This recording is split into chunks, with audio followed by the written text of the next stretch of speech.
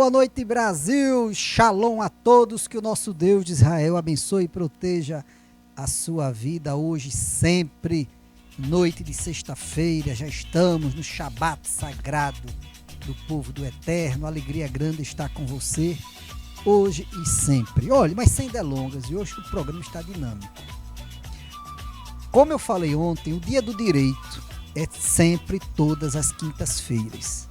Mas por motivos superiores, nós prorrogamos excepcionalmente esta semana para hoje, onde eu, juntamente com o advogado Dr. Marcílio Mesquita, sempre conversamos com advogados, juristas renomados com assuntos sempre da área do direito. E nós vamos bater um papo já no segundo bloco com a doutora, ela que é filha, também diz que filho de peixe, peixinho é, não é isso? Então nós vamos falar já com a doutora Gabriela Carvalho, advogada, e vai tirar todas as nossas dúvidas sobre o tema chamado vara de família. Ela é especialista nessa área e já nós vamos tirar as dúvidas com a doutora Gabriela Carvalho, vai falar tudo sobre direito de família. Então já no segundo bloco. Mas sem delongas, eu vou bater um papo agora, já no primeiro bloco. Eles são estudantes do Colégio PH3, uma das melhores escolas, tanto aqui de Natal como de Parnamirim. Eu vou bater um papo com Davi Barros, João Vitor, Milena Tavares, que eles são alunos e desenvolveram um trabalho com a temática que foi uma recomendação, isso em todo o mundo, da ONU, Organização das Nações Unidas, com o tema que é a década internacional de afrodescendentes. E eu vou convidar aqui já eles para vir aqui, podem vir aqui, fiquem à vontade. Estamos aqui ao vivo no Melhor da Noite, vou bater um papo mais uma vez com Davi Barros, João Vitor e Milena. Prazer ter vocês aqui no nosso programa, Milena, João Vitor, não é isso? E também Davi Barros, para falar sobre essa temática que o Colégio PH3 desenvolveu agora recentemente. Boa noite, Milena. Boa noite. Fale um pouco dessa temática. Milena é simpática, já está sorrindo aqui, feliz da vida. Fale um pouco dessa temática. Qual foi a experiência de vocês em desenvolver esse tema? Bom, a gente desenvolveu esse tema não só durante esse ano, mas também nos anos anteriores, uma entrada, né, a ele. A gente trabalhou. Então não começou esse ano? Não, a gente teve esse começo durante todos os outros anos escolares. Sim.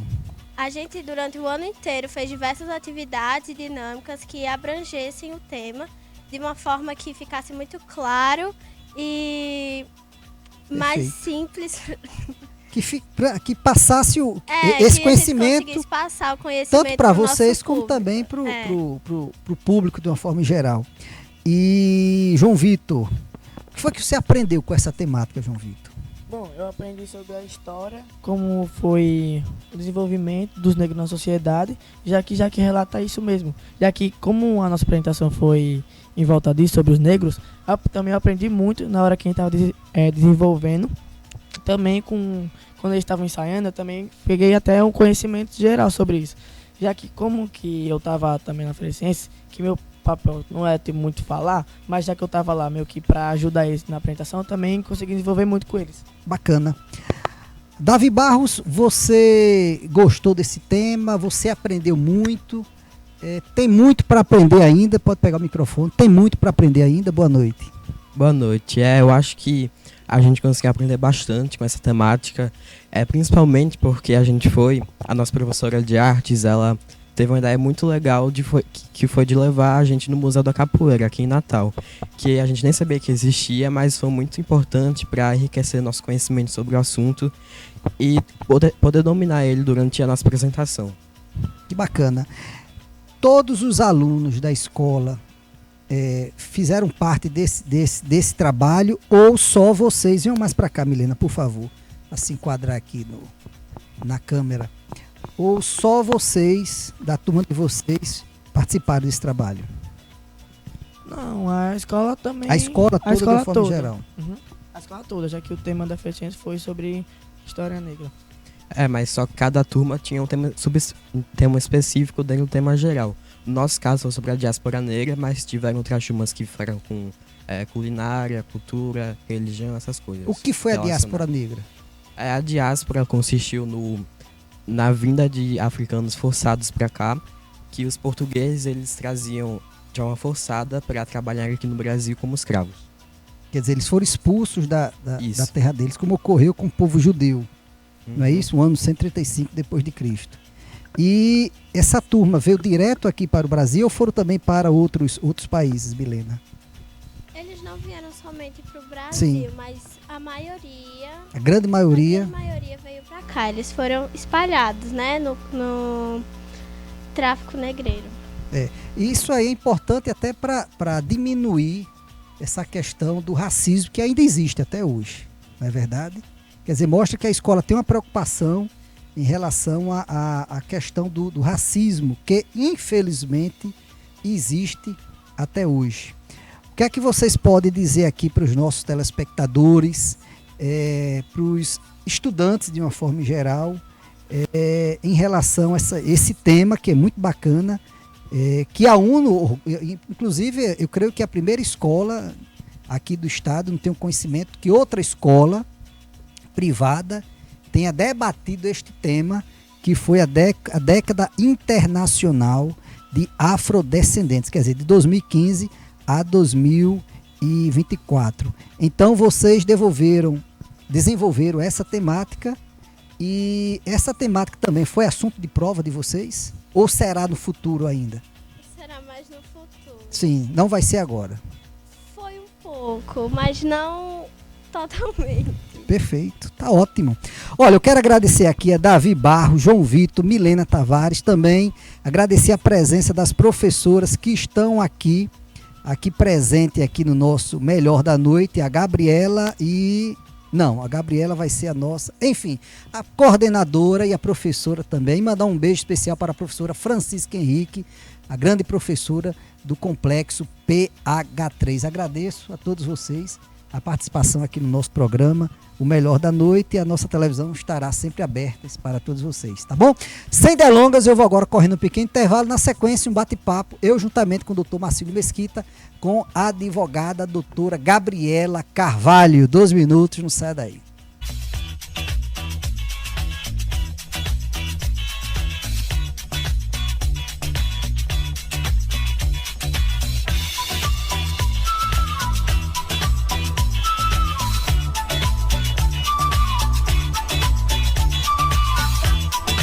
Se tem Esterbom, tem verão. E se tem verão, tem Esterbom.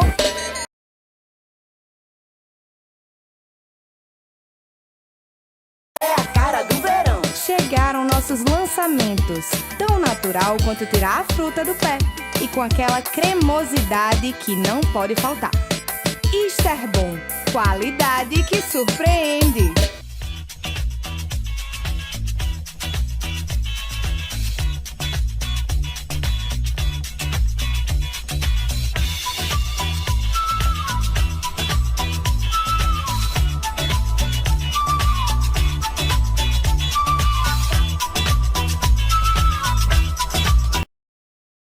Estamos de volta com o Melhor da Noite, noite de sexta-feira, dia do direito, excepcionalmente, como eu falei. E a doutora Gabriela Carvalho já está aqui comigo, mas como eu falo todas as quintas, e hoje, sexta-feira, é de praxe, quem faz as honras da casa, do programa, é o doutor Marcílio Mesquita. Doutor Marcílio, boa noite. Seja bem-vindo mais uma vez ao nosso programa, e como é de praxe, você vai fazer as honras da casa e apresentar a doutora Gabriela aos nossos telespectadores. Boa noite. Boa noite, Batalha. Boa noite, nossos telespectadores. Satisfação estar aqui hoje, excepcionalmente, na sexta-feira.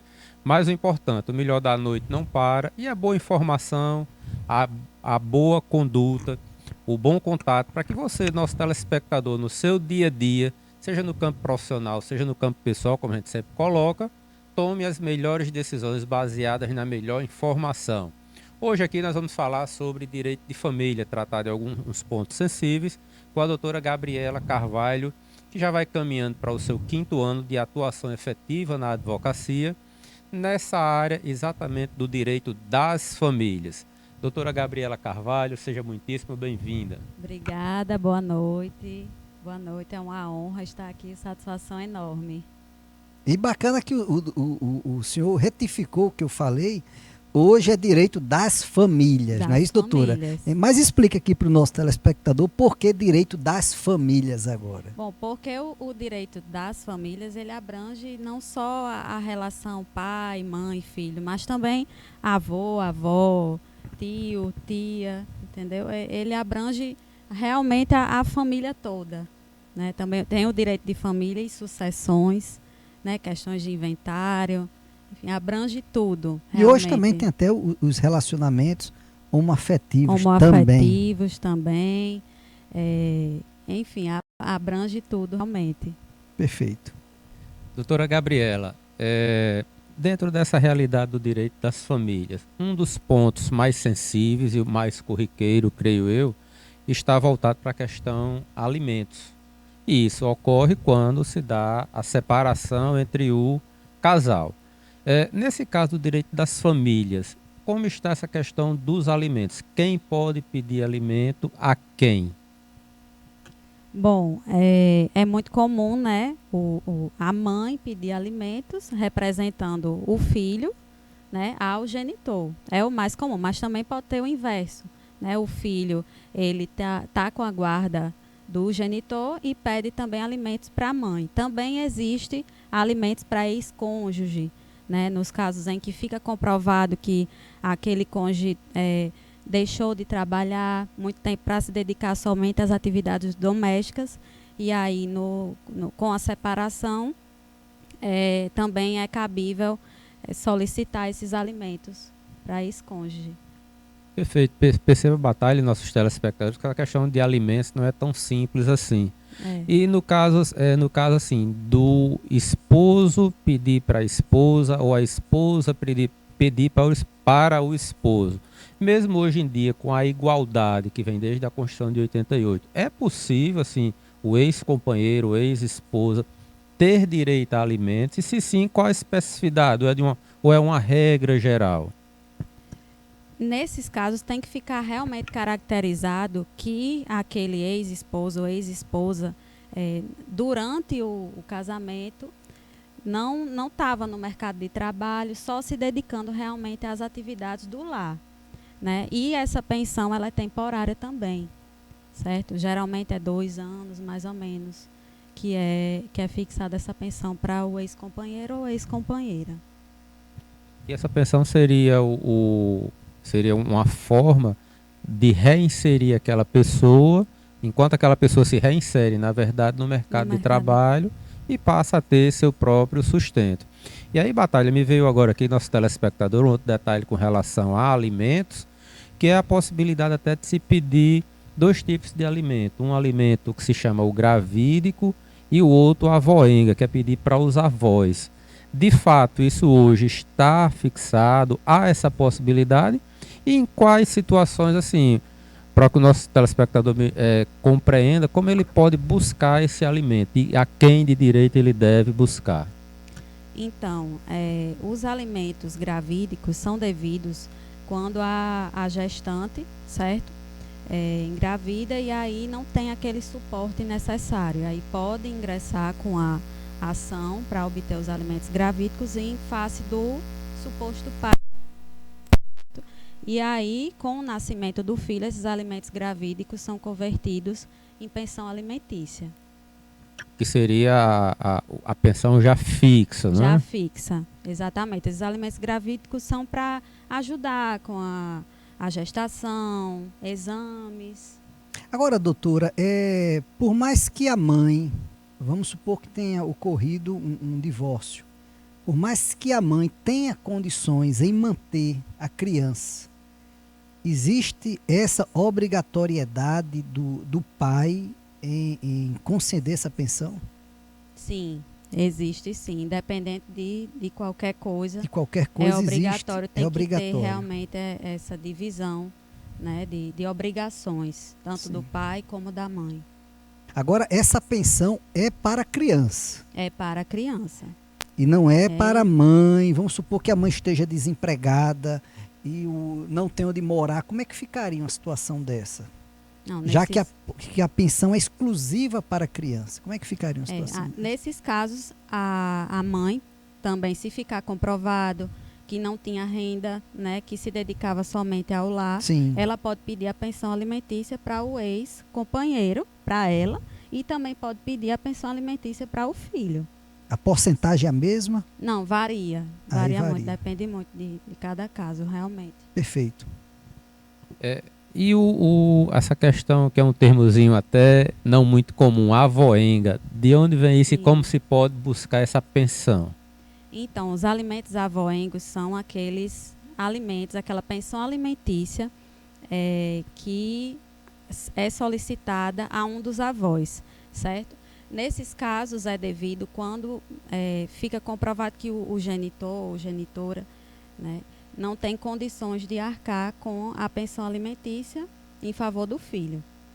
É mais nos casos em que o genitor está incapacitado de arcar com a pensão, problemas de saúde, até mesmo em caso de falecimento, aí sim é devido os alimentos avoengos, mas é uma exceção, nem sempre são concedidos não. Em relação, a senhora também é especialista em direito penal.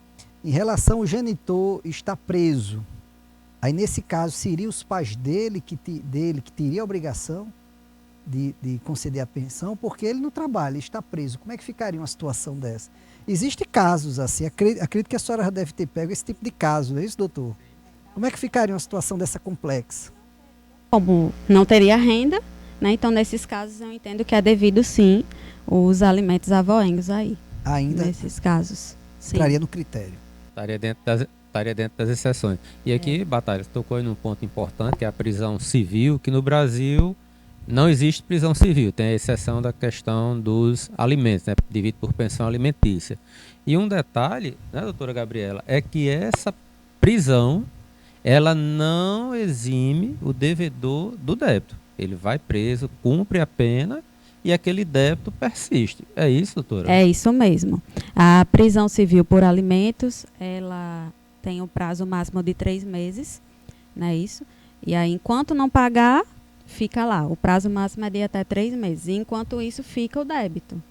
E nessa situação, por exemplo, o pai não pagou, fica 3 meses preso. Isso, Aí ele é solto, é posto em liberdade. isso. Após ele é posto em liberdade. Exatamente. Mas o débito continua lá. Certo, não prescreve. Não prescreve. Não prescreve. Perfeito. Não prescreve e vai acumulando mensalmente, né? Isso. Agora sim, para que se busque a prisão desse devedor da pensão alimentícia, a gente fala o pai porque é o mais comum, né? Mas pode ser também que a mãe ela seja devedora de alimentos. No caso, esse devedor de alimentos, como se fazer para buscar essa pensão? Até porque não é em todo caso, não é em toda ação que se cabe a prisão. Então, assim, eu tenho que pagar a pensão todo dia X, dia 10 do mês. Então, quando o credor ele pode buscar receber esse alimento? Não, o ideal é aguardar pelo menos um mês. Com um mês de atraso, já pode buscar um advogado para ingressar com a ação de cobrar alimentos, né? Que se chama ação de execução de alimentos. Mas nesse caso, assim, a questão da prisão, né? Não tem a prescrição, mas após um determinado tempo, se você não executa, essa cobrança ela vai por um ritmo, ela não vai mais caber à prisão. Então, assim, para que o credor ele se acautele, qual a melhor época? A doutora falou aí em 30 dias, né? Mas ele pode esperar 90, 120, 6 meses. Qual a melhor época realmente para se buscar receber aquele crédito? A partir de 3 meses já é cabível ingressar com a ação de execução sob o rito da prisão, né? Aí os demais meses ficaria sobre o rito que a gente chama rito da penhora, que aí é cabível o bloqueio das contas bancárias para tentar conseguir o valor do débito. Perfeito. E Batalha, no caso, assim, a gente sabe que há várias formas de se ocultar bens, né? No caso, doutora, a gente não localizando bens assim pelas vias normais, legais, como se pode se buscar forçar que esse devedor de alimentos cumpra com sua obrigação? Há alguma medida excepcional que possa ser tomada, como a apreensão de CNH, passaporte, ou alguma outra medida que a justiça não cabe mais a prisão, mas a justiça impõe algumas medidas mais severas? Há essa possibilidade? Sim, nesses casos é cabível o bloqueio dos bens, certo? A pesquisa dos bens, tudo isso dentro do processo. É muito importante frisar, certo? Que aí o advogado solicita a quebra do sigilo bancário também, e aí pesquisa de bens, tudo isso dentro do processo de execução de alimentos. Perfeito. Essa questão, aproveitando aqui a pergunta, aí voltando para o assunto da pensão alimentícia. Uns falam que chegou na maioridade, o pai não tem mais aquela obrigação. Aí eu já ouvi pessoas falando, não, se ele estiver na universidade, o pai tem a obrigação de também pagar a pensão alimentícia. Qual o correto, doutora? Isso, a obrigação em pagar pensão alimentícia se estende até os 24 anos. Até os 24 até os 24 anos, se o filho estiver estudando. Certo. Então não cessa com 18 anos. Sim. Se estiver estudando, vai até os 24. É um entendimento já pacífico. pacífico. Mas se ele chegar aos 24 e for fazer outro curso, não... teria que realmente analisar com cautela, Sim. né, porque realmente o entendimento já pacificado dos tribunais superiores é 24 anos. Vale só salientar, doutor Marcílio, que nós fazemos essas perguntas, dá a entender que nós pais não queremos dar pensão alimentícia para os nossos filhos. Não é nem um ato, não é para ser uma obrigação, é para ser um ato de amor. Você querer ajudar seu filho ou sua filha, independente de um divórcio ou não, é um ato de amor. Mas, infelizmente, existem pais que não têm esse pensamento, não comungam com esse pensamento nosso de querer ajudar. Se depender de mim, eu ajudo meu filho até ele com 40, 50 anos de idade. Não é isso, doutor Marcelo? Os nossos filhos. Assim vem a ter a necessidade, né? Sim. Na verdade, na minha concepção, muito mais do que um dever, é um direito de nós pais participarmos da vida de nossos filhos. Claro. E a participação vai do financeiro ao dia a dia. E aí tem pais, infelizmente, que confundem, inclusive, essa situação e acham que porque dá uma pensão, está isento da convivência do dia a dia, da educação. Verdade. E aí a gente pode entrar num outro assunto, que é a questão da guarda, né, doutora? Isso. Muitos pais não querem ter a guarda, a questão da guarda compartilhada, guarda dividida. Alguns pais até se isentam, só querem ficar com aquele período de visita. Isso. Né? O que infelizmente acontece. É muito triste uma situação. É muito triste. Mas essa questão da guarda, entrando especificamente nesse assunto, né? Quais os tipos de guarda e qual a melhor forma assim, de proteger a criança? Bom, no Brasil, a regra é a guarda compartilhada, certo? Só não é fixada a guarda compartilhada em casos excepcionais, como maus tratos, enfim, que aí é analisado cautelosamente. Mas a regra é a guarda compartilhada, onde ambos os pais têm as mesmas responsabilidades sobre o filho, na tomada de decisões da vida do filho. Isso não quer dizer que o filho vai morar nas duas casas, entendeu? Ele tem um lar de referência com um dos pais, mas a guarda é compartilhada. E aí o pessoal confunde muito com guarda dividida, alternada. Né? Alternada, né? A guarda alternada, que aí tem essa questão também da guarda física, né? Onde a criança, o adolescente, ela fica ali um período numa residência, outro período noutra residência. Isso, que inclusive essa guarda alternada não é bem vista nos tribunais aqui no Brasil, porque entende que não é bom para a criança. Ela tem que saber qual é o lar dela, a criança ou adolescente. Tem que ter aquele lar realmente, entendeu? Então, por isso que a regra é a guarda compartilhada. Doutora, eu faço uma pergunta aqui que pode ser cômica, mas não é. É séria. Em relação aos pets, o casal adquire um pet e aí o casal se separa. Como é que ficaria uma situação dessa? Porque o carinho que o casal tem pelos pets é imenso. Como é que ficaria uma situação dessa? Teria que ter um acordo? Se não houver um acordo consensual, precisa entrar na seara da justiça? Precisa, inclusive já vi, tem na casos? prática tem sim.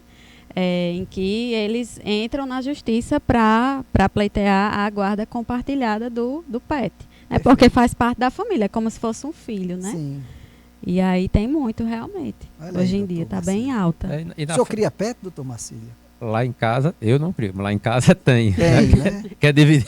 É um Sim. pouquinho diferente. Tá certo. Mas vejam só, isso é uma situação interessante, porque a família atual, inclusive, os mais jovens, tem muitos optando por não ter filho tão cedo. E aí adotam um pet, Sim. né? E aquele pet, aquele animal, ele passa a fazer parte realmente daquela convivência. E quando há uma separação, de fato, é esse choque, né? Sim. E aí, inclusive, doutora, até já tem estipulado pensão, né? E a Já tem visita. essa É. discussão? É. A né? pensão e há o direito de visitação ao pet. Olha Porque aí. tem os custos, né?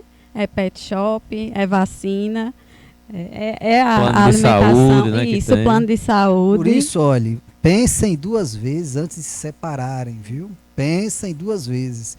Doutor Marcílio, nosso tempo se esgotou. Doutora Gabriela, eu quero agradecer de coração a participação da senhora. O programa hoje foi um pouco atípico, né, porque o Dia do Direito era para ter sido ontem, mas o melhor da noite não para, como o doutor Marcílio falou. Nós não paramos. E tivemos hoje a entrevista dos alunos do Colégio PH3. E, doutora, agradecemos a sua participação e deixamos o espaço reservado para as suas considerações. Olha, eu que agradeço, foi uma satisfação, uma honra enorme estar aqui. Gostaria de aproveitar para mandar um abraço para meu pai, doutor Geraldo, doutora Aurineide, Vanessa, Beatriz de Porto Alegre.